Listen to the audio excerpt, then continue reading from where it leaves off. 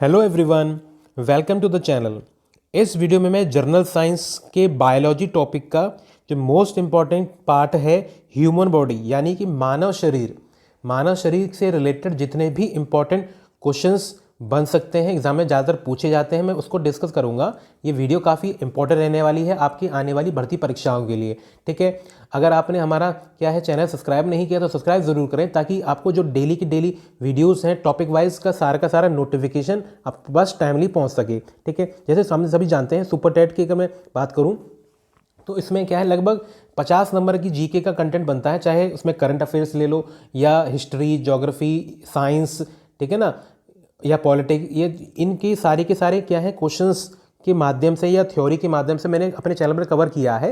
अगर आपने वो नहीं देखा है तो प्लेलिस्ट आपको डिस्क्रिप्शन में मिल जाएगी, वहाँ से आप रेगुलरली चेक कर सकते हैं। लगभग आपको मैं 50 के 50 नंबर का पूरा कंटेंट टाइमली प्रोवाइड कराऊंगा।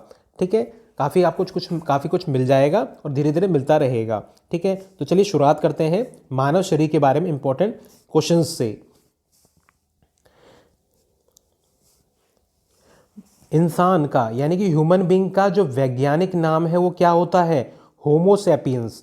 होमोसैपियंस क्या है? इंसान का वैज्ञानिक नाम है। मानव शरीर में कितनी मांसपेशियां होती हैं? 639 के आसपास होती हैं। ये एग्जैक्ट नहीं है, लेकिन मैंने लूसेंट किताब से इसका डाटा लिया है। ठीक है ना, वहाँ पे 639 है। तो मानव शरीर में जो मांसपेशियां हैं कितनी हैं? 639। मानव शरीर की सबसे बड़ी मांसपेशी, सबसे बड़ी, सबसे छोटी, इस तरह से काफ़ी पूछा जाता है। तो ग्लूटस मैक्सिमस मानव शरीर की सबसे बड़ी मांसपेशी होती है। यह कूल्हे की मांसपेशी है, हिप की मांसपेशी है। मानव शरीर की सबसे छोटी मांसपेशी कौन सी है? स्टेपिडीज। ठीक है, यहाँ पर शरीर के सबसे छोटी हड्डी जो होती है स्टेपिस, उसको कंट्रोल करती है। ठीक है ना, ये कहाँ पर होती है? मध्य कान में। ठीक है, जो सबसे बड़ी मांसपेशी है वह कूल्हे की मांसपेशी है और सबसे छोटी है स्टेपिडीज। ये मध्य कान की है। ठीक है, मानव शरीर में सबसे मजबूत मांसपेशी कौन सी है? जबड़े की मांसपेशी। जबड़े की मांसपेशी सबसे ज़्यादा मजबूत है। ठीक है, आगे देखते हैं। मानव शरीर में रक्त की मात्रा कुल वजन का कितना % है? 7%। मानव शरीर में जो रक्त है वो 7% है टोटल वेट का। मानव रक्त का पीएच कितना होता है? मानव रक्त का जो पीएच है 7.35 से 7.45 के बीच में रहता है। ठीक है, मानव शरीर में लगभग औसतन 5 से 6 लीटर रक्त पाया जाता है। ठीक है, आगे है रक्त के यानी कि ब्लड के कॉन्स्टिट्यूएंट घटक क्या क्या है, किस किस से मिलकर बना होता है? पहला है प्लाज्मा और ब्लड कॉर्पसल्स यानी कि प्लाज्मा और रक्त वाहिकाएं। प्लाज्मा रक्त का तरल हिस्सा है, इसमें 90% तो वाटर होता है और 7% प्रोटीन, ठीक है, 4.9% नमक और 1% ग्लूकोज। ठीक है, प्लाज्मा का होता है जो शरीर के एक भाग से दूसरे भाग में पचे हुए खाद्य, हार्मोन, उत्सर्जक उत्पाद को कैरी करता है। ठीक है, रक्त, ब्लड। ठीक है ना, तो प्लाज्मा और ब्लड कॉर्पसल्स, इससे मिलकर रक्त बनता है। ठीक है, नेक्स्ट क्या है? सीरम। सीरम क्या है? जब फाइब्रोनोजिन और प्रोटीन को अगर हम प्लाज्मा से निकाल दें तो जो बाकी लिक्विड बचता है प्लाज्मा में से, फाइब्रोजिन और प्रोटीन को निकाल दें तो जो बाकी बचा कुचा लिक्विड है वह सीरम कहलाता है। ठीक है, तो काफ़ी इंपॉर्टेंट है कि सीरम क्या है? फाइब्रोजिन और प्रोटीन को अगर हम ब्लड से, प्लाज्मा से अलग सेपरेट कर दें तो जो बाकी बचा कुचा प्लाज्मा है वह सीरम कहलाता है। आगे देखते हैं। जो आरबीसी हैं, लाल रक्त कोशिकाएं, इनका आकार कैसा होता है? बाइकॉनकेव होता है। इनका आकार बाइकॉनकेव होता है और इसमें नाभिक, न्यूक्लियस नहीं होता, नाभिक नहीं होता। इसका लेकिन अपवाद दो अपवाद हैं, एक ऊंट और एक लामा। लामा भी ऊंट की तरह ही दिखने वाला जीव है। ठीक है ना, ये भी ऊंट की तरह ही दिखता है, लगभग थोड़ा सा अंतर होता है बस। ठीक है, तो ये जो हमारी आरबीसी हैं उनका शेप कैसा है? बाइकॉनकेव। इनमें न्यूक्लियस नहीं होता, लेकिन दो अपवाद हैं, ऊंट और लामा। ठीक है, आरबीसी बनते कहाँ पर हैं? आरबीसी लाल अस्थि मज्जा यानी कि रेड बोन मैरो में बनते हैं। लेकिन जो भ्रूण अवस्था में होता है यानी कि एम्ब्रियोनिक स्टेज, वो उसमें कहाँ पे बनता है, लीवर में। जब एम्ब्रियोनिक स्टेज होती है किसी की भी भ्रूण अवस्था, तब ये यकृत में बनता है यानी कि लीवर में बनता है ये, ठीक है। और नॉर्मली जो एडल्ट होते हैं उसमें कहाँ बनता है, रेड बोन मैरो। इनका जीवन काल कितना है, ये 20 से 120 दिन, 20 से 120 दिन इनका जीवन काल है। ये इनका विनाश स्थल कौन सा है, कहाँ जाके डिस्ट्रॉय होते हैं ये, यकृत और प्लीहा में, लिवर और स्प्लीन में। इन्हें क्या है, इसलिए आरबीसी का कब्र भी कहा जाता है। क्यों, क्योंकि यहाँ पर लिवर और स्प्लीन में जाकर आरबीसी डिस्ट्रॉय होते हैं, ठीक है ना। तो ऐसे क्वेश्चन आ सकता है कि किस शरीर के मतलब शरीर के किस भाग को आरबीसी का कब्र कहा जाता है, तो ऑप्शन दे रखे होंगे, तो आपको पता होना चाहिए कि यकृत अगर प्लीहा यानी कि लिवर और स्प्लीन आ जाए तो वही करेक्ट होगा। नेक्स्ट है, जो रंग होता है खून का वो लाल क्यों होता है, हीमोग्लोबिन के कारण। हीमोग्लोबिन के कारण ब्लड का कलर रेड होता है। आगे देखते हैं, हीमोग्लोबिन में किस लोहे का यौगिक पाया जाता है, हेमेटिन। हेमेटिन नाम से पता चल रहा है, हीमोग्लोबिन हेमेटिन। आरबीसी का मुख्य कार्य क्या है, आरबीसी का मुख्य कार्य फेफड़ों से ऑक्सीजन को शरीर की सभी कोशिकाओं तक ले जाना और कार्बन डाइऑक्साइड को वापस लेके आना। ये काम किसका है, आरबीसी का। अगर हीमोग्लोबिन की कमी हो जाए तो कौन सी बीमारी हो जाती है, एनीमिया। एनीमिया, ठीक है, इसमें आयरन वगैरह की गोली देते हैं, ठीक है। नेक्स्ट है, आरबी की संख्या को मापने के लिए कौन सा इंस्ट्रूमेंट यूज़ किया जाता है, हीमोसाइटोमीटर। हीमोसाइटोमीटर इंस्ट्रूमेंट यूज़ किया जाता है आरबीसी की काउंटिंग करने के लिए। डब्ल्यूबीसी, नेक्स्ट है, डब्ल्यूबीसी का दूसरा नाम क्या है, ल्यूकोसाइटिस। ल्यूकोसाइटिस डब्ल्यूबीसी का दूसरा नाम है, ठीक है। डब्ल्यूबीसी का आकार कैसा होता है, अमीबा की तरह होता है, अमीबा की समान का शेप होता है। ये बनते कहाँ पर हैं, यह अस्थि मज्जा, लिम्फ नोड और कभी कभी यकृत और प्लीहा में भी बन जाते हैं। तो बोन मैरो, लिम्फ नोड और समटाइम्स लिवर और स्प्लीन, इसमें क्या है, डब्ल्यूबीसी बनते हैं। जबकि आरबीसी कहाँ बन रहे थे, आरबीसी सिर्फ बोन मैरो में बन रहे थे। आगे देखते हैं, डब्ल्यूबीसी का जो जीवन काल है वो क्या होता है, वो कितना होता है, 2 से 4 दिन का। डब्ल्यूबीसी में नाभिक मौजूद होता है, इसका मुख्य कार्य शरीर को बीमारी से बचाना है, ठीक है। जबकि आरबीसी में था, हमने देखा कि उसमें नाभिक नहीं था, न्यूक्लियस नहीं था, सिर्फ ऊंट और लामा को छोड़ के। लेकिन डब्ल्यूबीसी में क्या है, नाभिक होता है, ठीक है। और आरबीसी और डब्ल्यूबीसी का अनुपात पूछ लेता है कई बार, तो 600:1 इनका अनुपात है, ठीक है। आरबीसी ज़्यादा है, डब्ल्यूबीसी कम है। अच्छा, नेक्स्ट क्या है, जो रक्त प्लेटलेट्स होती हैं, ब्लड प्लेटलेट्स, उनका दूसरा नाम क्या होता है, थ्रोम्बोसाइट्स। थ्रोम्बोसाइट्स ब्लड प्लेटलेट्स का दूसरा नाम है। इसमें न्यूक्लियस प्रेजेंट नहीं होता, नाभिक मौजूद नहीं होता। तो नाभिक मौजूद किस में नहीं है, आरबीसी में और ब्लड प्लेटलेट्स में। जबकि डब्ल्यूबीसी में क्या है, नाभिक मौजूद होता है। ये कहाँ बनते हैं, ये बनते हैं बोन मैरो में, ठीक है। तो आरबीसी और ब्लड प्लेटलेट्स दोनों के दोनों अस्थि मज्जा में बनते हैं, ठीक है। और ये ख़त्म कहाँ होते हैं, ये है प्लीहा में जाकर डिस्ट्रॉय होते हैं, ये प्लीहा में जाकर डिस्ट्रॉय होते हैं। जो ब्लड प्लेटलेट्स हैं उनका कार्य क्या होता है, तो ब्लड प्लेटलेट्स का कार्य होता है कि रक्त के थक्के जमने में मदद करता है। डेंगू बुखार में प्लेटलेट्स की संख्या कम हो जाती है, तो इंग्लिश में देख लेते हैं, it's main function is to help in clotting of blood. In dengue fever number of platelets get reduced. तो ऐसे पूछ सकता है कि प्लेटलेट्स की संख्या में क्या असर पड़ता है, अगर डेंगू हो जाए तो ये काफ़ी मात्रा में रिड्यूस हो जाती हैं, घट जाती हैं। आगे देखते हैं, मानव शरीर का सामान्य तापमान कितना रहता है, 98.4 डिग्री सेल्सियस, नॉर्मल टेम्परेचर इतना रहता है। रक्त के थक्के बनने के लिए अनिवार्य प्रोटीन कौन सा है, फाइब्रिनोजिन, ठीक है। रक्त प्लाज्मा के प्रोथ्रोम्बिन और फाइब्रिनोजिन का निर्माण विटामिन ए की मदद से होता है, ठीक है ना। तो विटामिन के का काफ़ी इंपॉर्टेंट रोल है ब्लड क्लॉटिंग में, ठीक है। ब्लड क्लॉटिंग में अगर विटामिन के की कमी हो जाएगी तो ब्लड क्लॉटिंग ढंग से नहीं होगा, ठीक है ना। और हम एक और चीज़ जानते हैं कि जो ब्लड क्लॉटिंग है, इसके एक नाम पे एक मतलब इसके लिए एक क्या है, बीमारी भी है, ठीक है। आप कमेंट करके ज़रूर बताइए कि कौन सी बीमारी है जिसमें आनुवंशिक, जिससे क्या है ब्लड क्लॉटिंग नहीं होती ढंग से, ठीक है।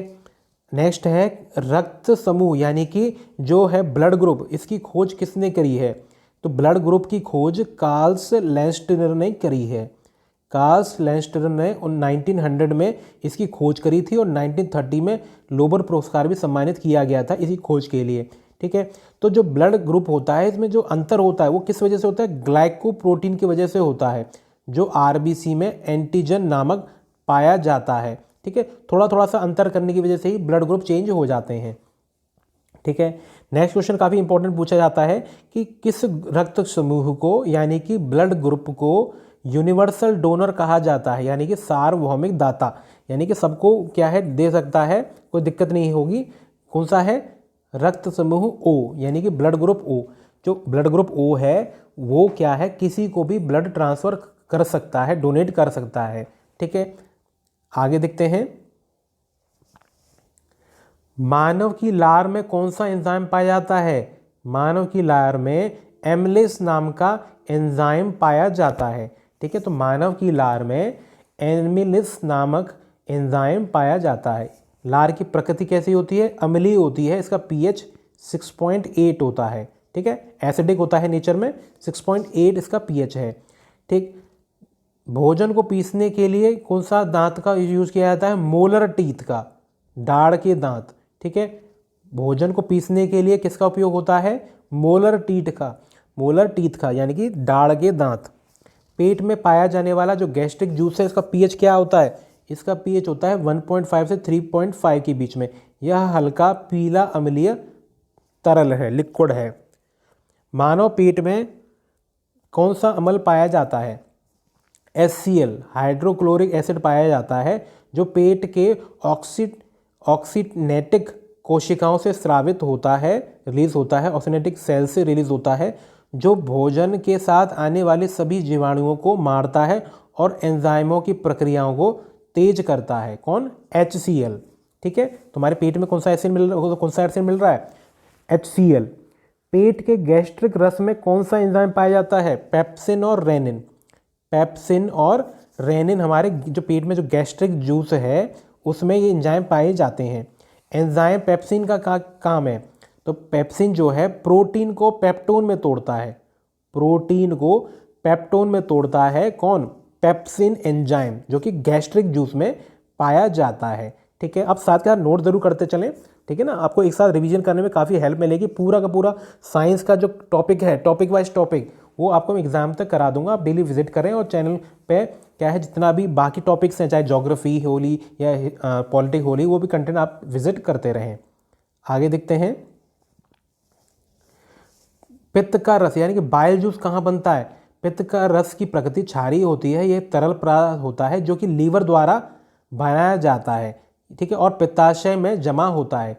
पित्त पाचन में मदद करता है। यह फैटी एसिड में वसा को तोड़ता है, वसा को, फैट को फैटी एसिड में ब्रेक करता है। बाइल जूस जिसे पाचन तंत्र द्वारा शरीर में ले जाया जा सकता है। ठीक है, तो ये कौन बनाता है? लीवर बनाता है। स्टोर कहाँ होता है? पित्ताशय में होता है। और ये काम क्या करता है? फैट को फैटी एसिड में। ये कैसा होता है? क्षारीय, एल्कलाइन होता है। ठीक है, मानव शरीर की सबसे बड़ी ग्रंथि कौन सी है? लिवर, यकृत। सबसे बड़ी ग्रंथि, सबसे बड़ा ग्लैंड जो है लिवर है। शरीर के अंदर क्यों नहीं खून जमा होता? जैसे देखो, अगर शरीर से बाहर ब्लड निकलने लग जाए तो ब्लड क्लॉटिंग हो जाती, थक्के जम जाते हैं, लेकिन ब्लड शरीर के अंदर भी तो घूम रहा है, वहाँ क्यों नहीं जमता? तो हेपरिन नाम का प्रोटीन का उत्पादक लीवर करता है, जो कि अंदर क्या है, ब्लड को जमने नहीं देता। ठीक है, तो कौन सा प्रोटीन है? Heparin protein. हेपरिन, HEPARIN,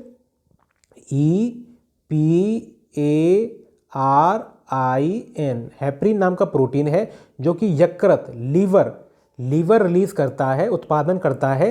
ठीक है ना, इसकी वजह से ऐसा होता है कि शरीर के अंदर ब्लड जमा, थक्का नहीं बनता, जबकि बाहर क्या है, नॉर्मल बन जाता है। और कौन से प्रोटीन की जरूरत होती है? विटामिन के की। ठीक है, अगर इसकी कमी हो जाए तो ब्लड क्लॉटिंग ढंग से नहीं होती। और ब्लड क्लॉटिंग की एक बीमारी और है, वो है हीमोफीलिया। ये एक आनुवंशिक रोग है जिसके कारण क्या है, ब्लड रुकता नहीं है, कहीं भी कट लग जाए तो खून निकलता रहता है।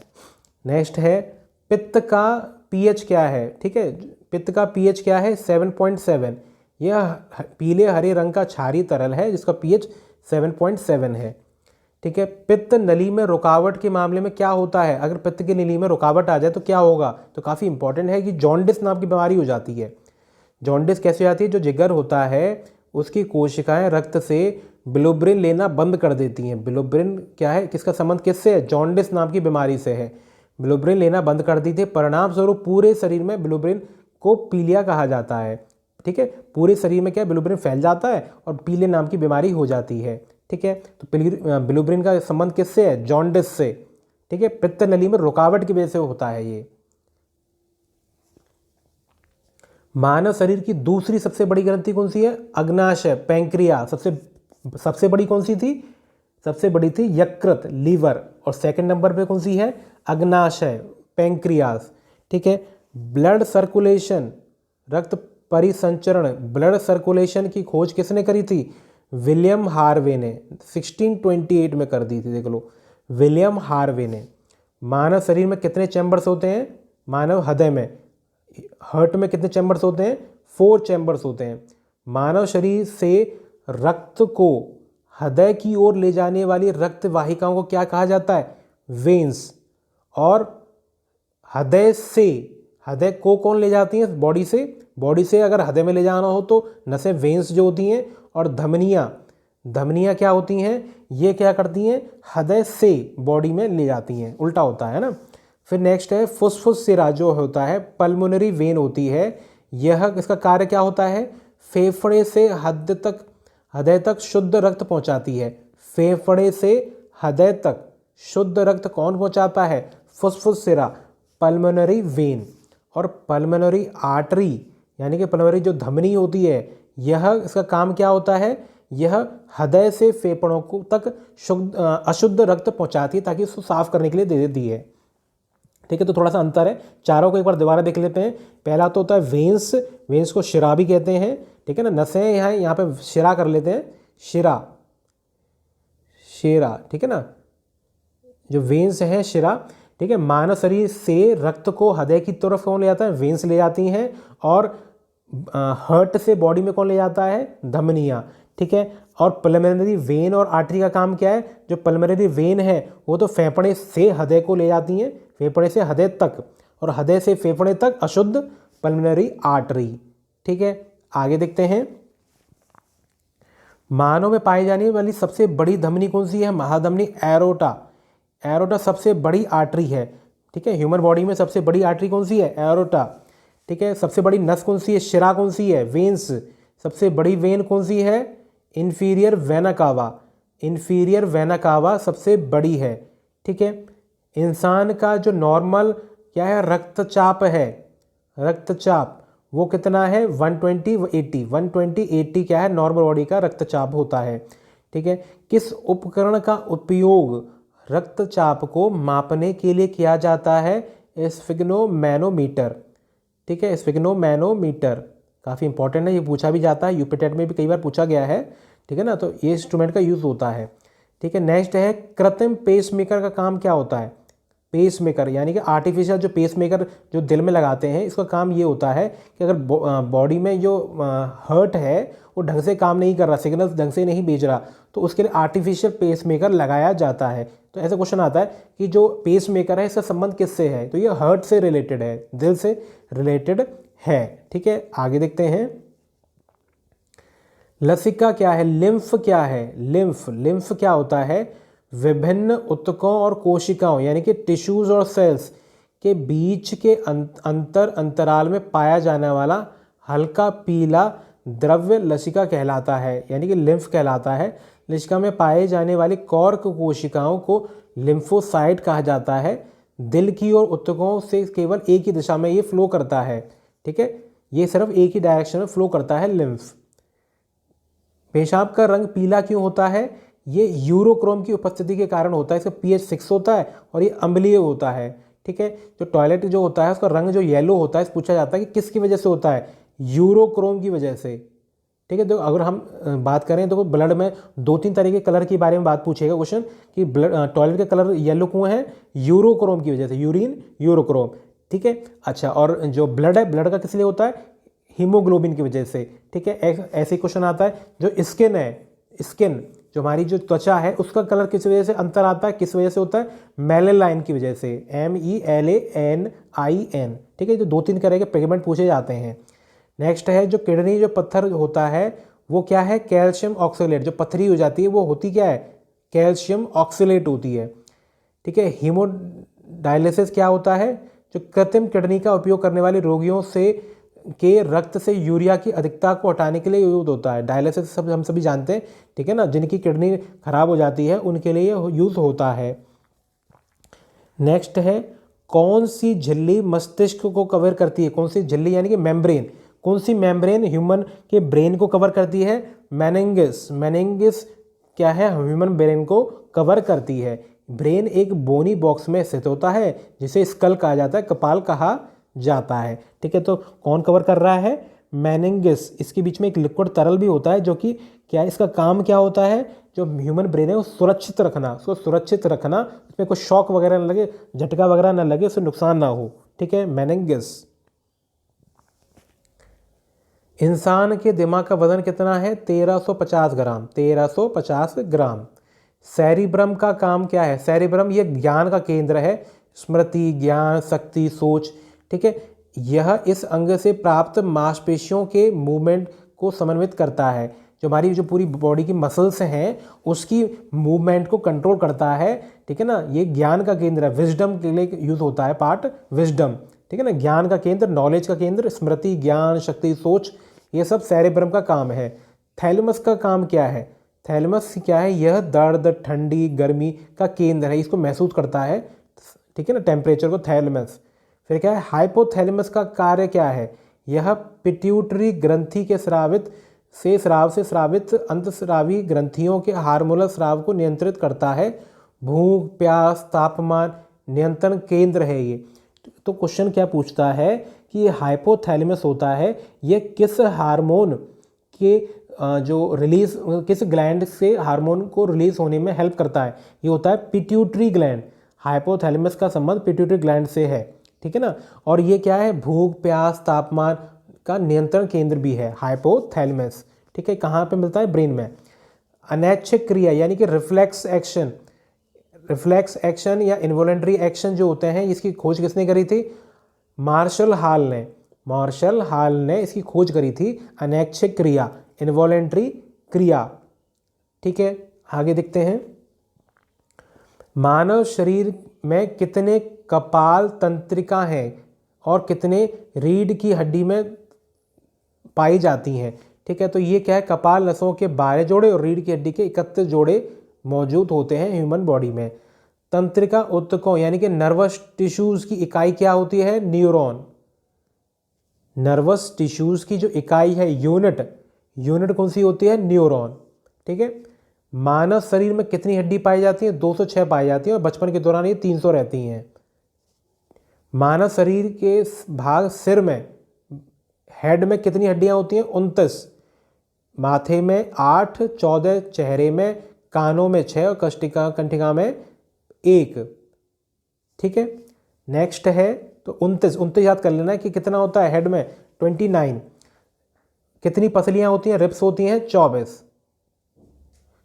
कशेरुक स्तंभ जो वर्टिकल कॉलम होती हैं उसमें कितनी हड्डियां होती हैं, 33। रिब्स कितनी होती हैं, 24 और वर्टिकल कॉलम में कितनी हड्डियां होती हैं, 33 होती हैं। हेड में कितनी होती हैं, 29। पूरी बॉडी में 206। सबसे लंबी और सबसे मजबूत जांघ की हड्डी होती है फीमर। ठीक है, जांघ की हड्डी होती है फीमर, सबसे मजबूत भी होती है, सबसे लंबी भी होती है। और सबसे मजबूत मांसपेशी कौन सी होती है, ठीक है, इसको आप कमेंट में बताइएगा। आगे देखते हैं, शरीर की सबसे छोटी हड्डी स्टेपीज होती है, कान की हड्डी। स्टेपी सबसे छोटी है, कान में होती है। फॉर्मेन एपरेचर मैग्नम कहाँ हो जाता है, कहाँ मिलता है, खोपड़ी में। ठीक है, सिर में, खोपड़ी में क्या है, फोरमेन मैग्नम एपरेचर पाया जाता है। सबसे छोटी ग्लैंड कौन सी है, ग्रंथि है, पिट्यूटरी ग्लैंड। इसे मास्टर ग्रंथि भी कहा जाता है। यह हाइपोथैलेमस द्वारा नियंत्रित की जाती है। ठीक है, मैंने आपको थोड़ी देर पहले बताया कि हाइपोथैलेमस का संबंध पिट्यूटरी ग्लैंड से है, पिट्यूटरी ग्रंथि से है। ये सबसे छोटी है, इसको मास्टर ग्रंथि भी कहा जाता है। थायरोक्सिन किस ग्रंथि द्वारा स्रावित किया जाता है, छोड़ा जाता है? ये थायराइड ग्रंथि द्वारा, जो क्या है गले के में पाई जाती है, गले में होती है ये। श्वसन किस प्रकार की प्रक्रिया है? अपचयी प्रक्रिया, कैटाबॉलिक प्रोसेस। ठीक है, कैसी प्रक्रिया है श्वसन, रेस्पिरेशन, अपचयी प्रक्रिया। एसटीएच हार्मोन की कमी से मानव शरीर में कौन सा रोग हो जाता है? बौनापन, ड्वार्फनेस। बोनापन, जो बोनापन है ये किस हार्मोन की क्या है कमी से होता है? एसटीएच की कमी से। एसटीएच की कमी से, एसटीएच हार्मोन की कमी से हमारे शरीर में बौनापन आ सकता है। आगे देखते हैं, रक्त स्राव रोकने के लिए एल्यूमिनियम लवण का प्रयोग किया जाता है, किसका?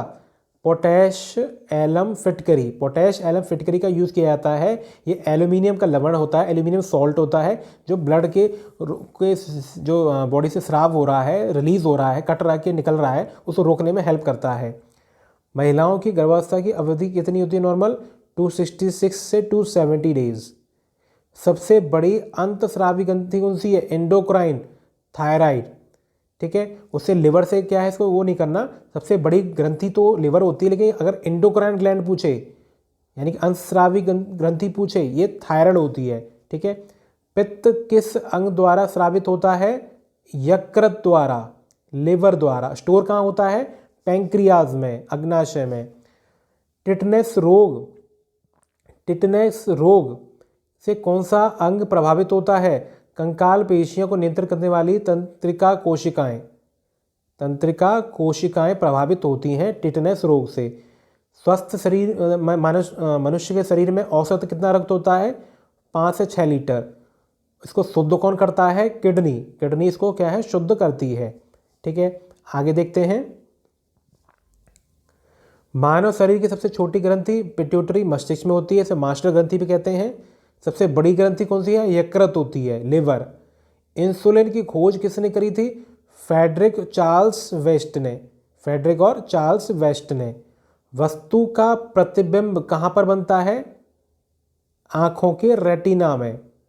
नेत्रदान में कौन सा भाग दिया जाता है? कॉर्निया। ठीक है ना, ये थोड़ा कि पूरी आँख ही पूरी दे देते हैं। जब आँख का कौन सा पार्ट डोनेट किया जाता है, जब हम कहते हैं ना नेत्रदान कर रहे हैं, तो पूरी थोड़ा पूरी आँख दे देते हैं, उसमें कुछ पार्ट होता है, उसको निकाल के ट्रांसफर किया जाता है, ये होता है कॉर्निया। किस में सब सर्वाधिक प्रोटीन पाया जाता है? सोयाबीन में 42% पाया जाता है सोयाबीन में।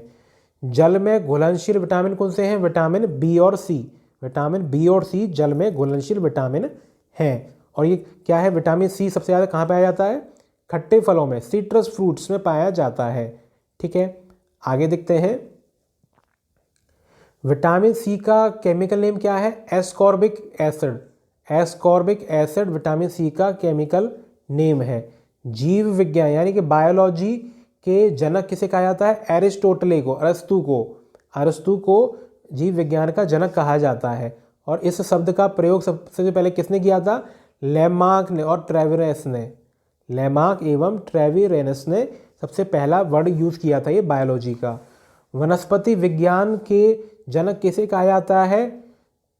थियोफ्रस्टस को, थियोफ्रस्टस को क्या है? वनस्पति विज्ञान यानी कि बॉटनी का जनक कहा जाता है।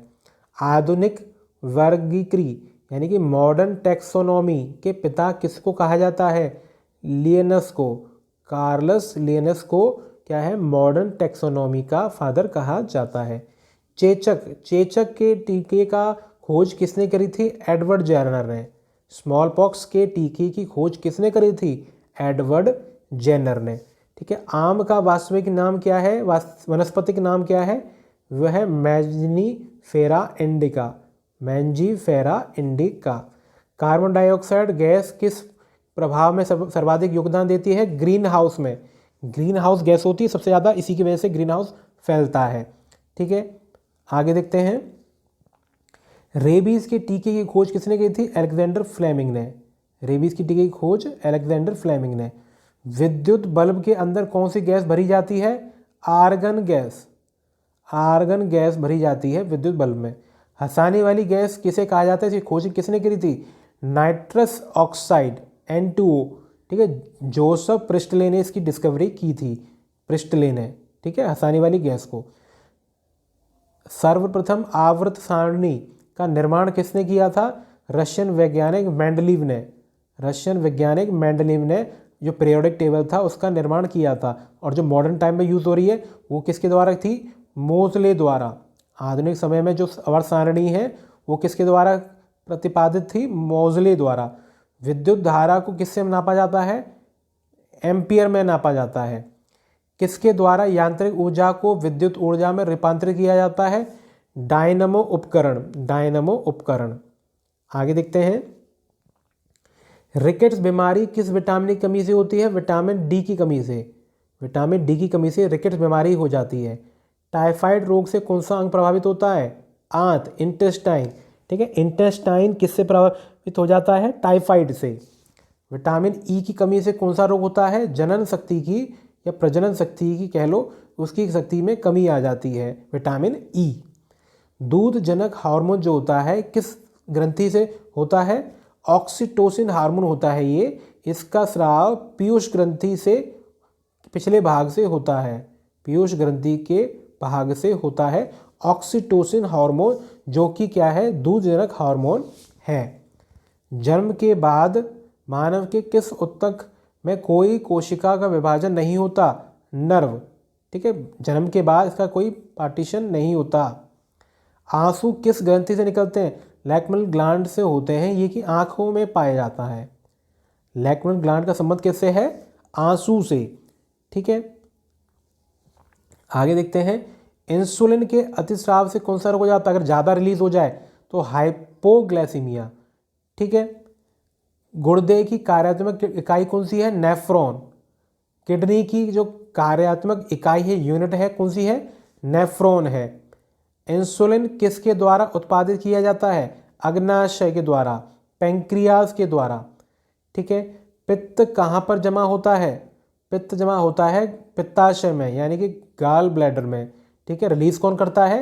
रिलीज करता है लिवर। ठीक है, नेक्स्ट है, इंसुलिन की कमी से कौन सा रोग होता है? डायबिटीज़। आयोडीन की कमी से घेंगा रोग, गोइटर होता है, घेंगा रोग होता है आयोडीन की कमी से। कौन सा सिरा फेफड़ों से हृदय में शुद्ध रक्त लाता है? फुसफुस सिरा पल्मोनरी वेन लेके आती है। आगे देखते हैं, इंसुलिन में कौन सा धातु पाया जाता है? जस्ता, जिंक क्या है? इंसुलिन में पाया जाता है।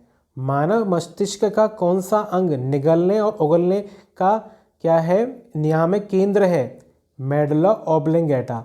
यह निगलने, खांसने, छींकने, लार और उल्टी के स्राव जैसी प्रतिबिंबों के लिए क्या है? नियंत्रण का केंद्र है। ठीक है, कौन है?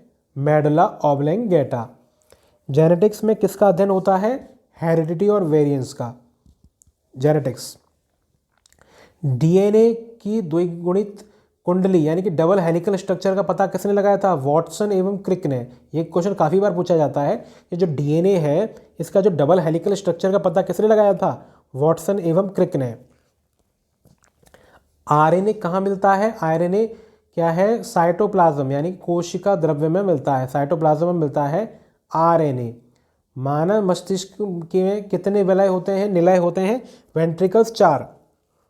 ठीक है, मानव शरीर में जो ओस्टिसाइटिस कहाँ पाया जाता है? यह हड्डी की कोशिकाओं को ओस्टिब्लास्ट या ओस्टिसाइटिस कहा जाता है।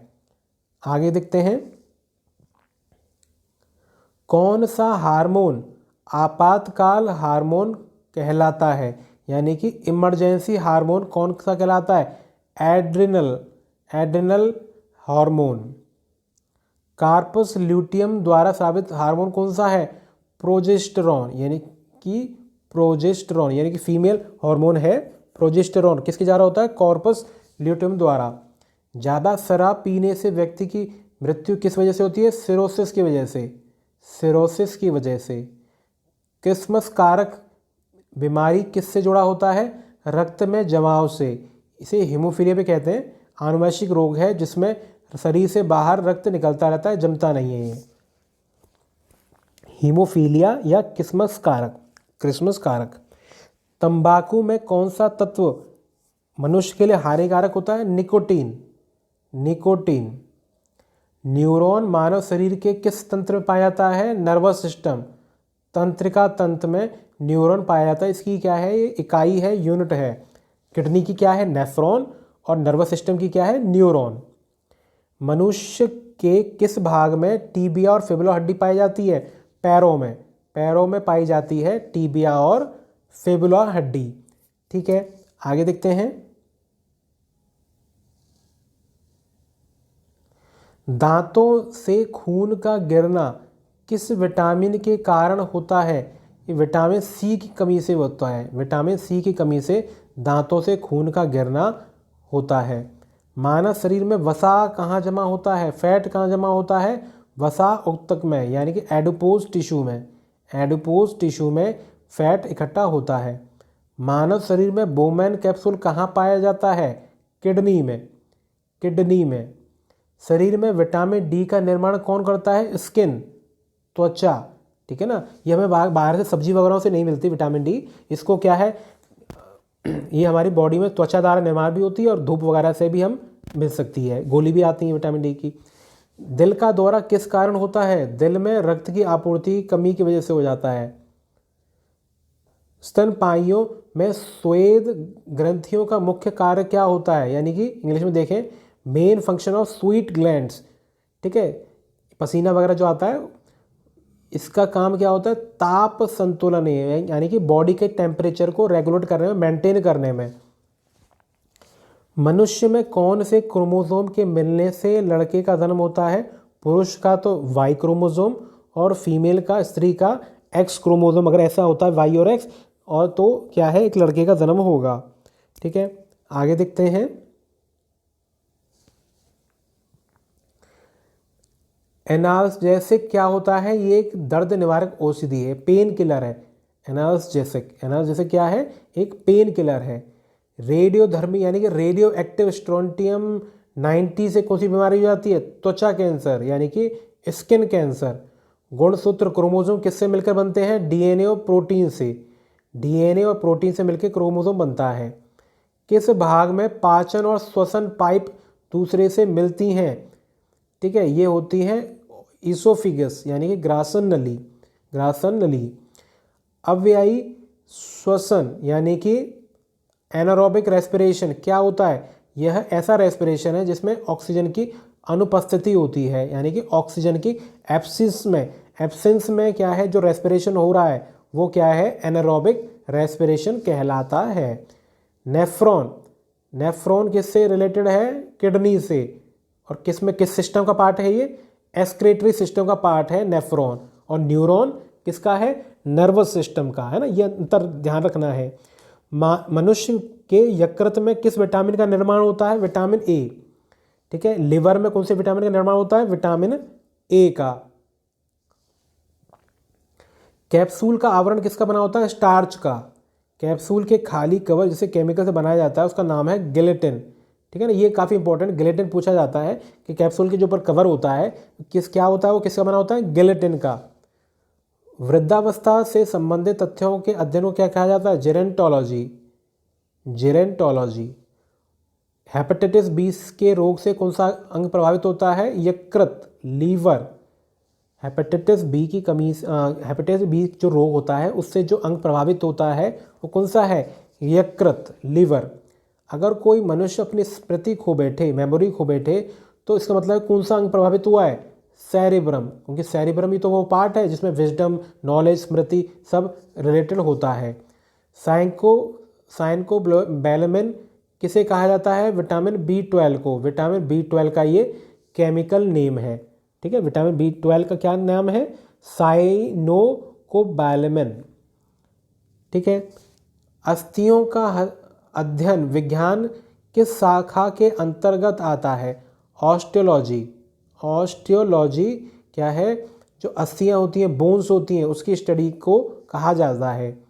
मानव शरीर में यूरिया का निर्माण कहाँ होता है? यकृत में, लीवर में। स्त्रियों की नसबंदी को क्या कहा जाता है? ट्यूबेक्टोमी। ट्यूबेक्टोमी। ट्यूबेक्टोमी। और पुरुष को क्या कहा जाता है? वैसेक्टोमी। ठीक है, ये अंतर ध्यान रखना है। मानव शरीर का CPU किसे कहा जाता है? मस्तिष्क को। मस्तिष्क को, ब्रेन को, ह्यूमन ब्रेन को मानव शरीर का CPU कहा जाता है। मानव शरीर में प्रोटीन का पाचन कहाँ होता है? छोटी आंत में। छोटी आंत में मानव शरीर में प्रोटीन का पाचन होता है। ठीक है। मनुष्यों में पुरुषों की तुलना में महिलाओं में कितना रक्त कम होता है? आधा लीटर। नॉर्मली कितना होता है? 5 से 6 लीटर तो टोटल होता है ना। अच्छा, आँखों में प्रवेश करने वाला प्रकाश की मात्रा को नियंत्रण कौन करता है? आयरिस करता है। मानव त्वचा के अध्ययन करने वाले विज्ञान को क्या कहते हैं? डर्मेटोलॉजी। डर्मेटोलॉजी क्या होता है? जो मानव त्वचा होता है उसके अध्ययन को कहते हैं। मनुष्य के शरीर का सबसे कठोर तत्व कौन सा है? एनिमल, है ना, दांत में कौन सा तत्व होता है? एनिमल, सबसे कठोर।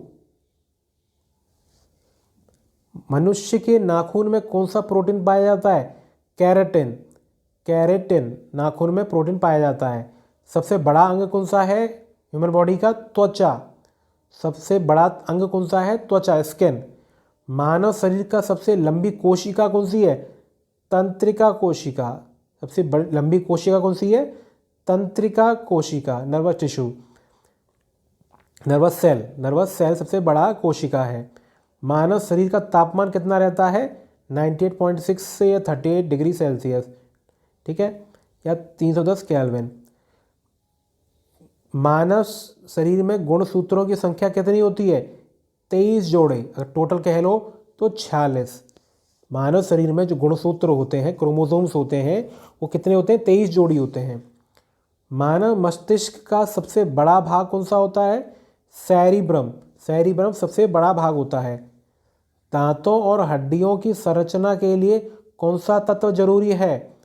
कैल्शियम और फॉस्फोरस। कैल्शियम और फॉस्फोरस जरूरी है दांतों और हड्डियों के लिए। दांतों के अध्ययन को क्या कहा जाता है? ओडोंटोलॉजी। दांतों के अध्ययन को ओडोंटोलॉजी कहा जाता है। विटामिन ए की कमी से कौन सा रोग होता है? रतौंधी, यानी कि नाइट ब्लाइंडनेस विटामिन ए की कमी से होता है। मानव शरीर का कौन सा अंग है जो कार्बोहाइड्रेट को ग्लूकोजन के रूप में जमा करता है? यकृत, यानी कि लीवर। त्वचा का कैंसर किससे होता है? सूर्य की पराबैंगनी किरणों से। ठीक है, जो स्किन कैंसर होता है किस वजह से होता है? सूर्य की पराबैंगनी किरणों से, या कोई भी रेडियो एक्टिव मटीरियल रिलीज हो जाता है उससे भी। सेरिबेलम का मुख्य कार्य क्या है? यह सिर के पीछे पाया जाता है। यह मांसपेशियों के शरीर के मूवमेंट के समन्वय और आसन के रखरखाव के लिए कंट्रोल केंद्र है। ठीक है। शरीर के भाग का कितना % जल है? 65 से 75%। 65 से 75% भाग ह्यूमन बॉडी में जल होता है। आगे देखते हैं, मेडुला ऑब्लिंगेटा का कार्य क्या होता है? यह रीढ़ की हड्डी से जुड़ा होता है। इसमें कार्डियक, श्वसन और वासोमीटर केंद्र शामिल हैं जो जटिल क्रिया को नियंत्रित करते हैं, जैसे हृदय क्रिया, श्वसन, छींकना, है ना। ये सारे के सारे क्या है? मेडुला ऑब्लिंगेटा कंट्रोल करता है। जैसे जो हार्ट बीट है, हार्ट बीट को कंट्रोल कर रहा है, श्वसन रेस्पिरेशन के लिए, छींकने के लिए, ये सारे के सारे मेडुला ऑब्लिंगेटा कंट्रोल करता है। दिल की धड़कन को नियंत्रित करने के लिए कौन सा हार्मोन जिम्मेदार है? थायरोक्सिन और एडेनाइन। थायरोक्सिन और एडेनाइन जिम्मेदार है हार्ट बीट को कंट्रोल करने के लिए। ठीक है। यूनिवर्सल रेसेप्टर किसे कहा जाता है? AB को, रक्त ग्रुप AB, क्योंकि इसमें कोई भी एंटीबॉडी नहीं होती। RH फैक्टर क्या होता है?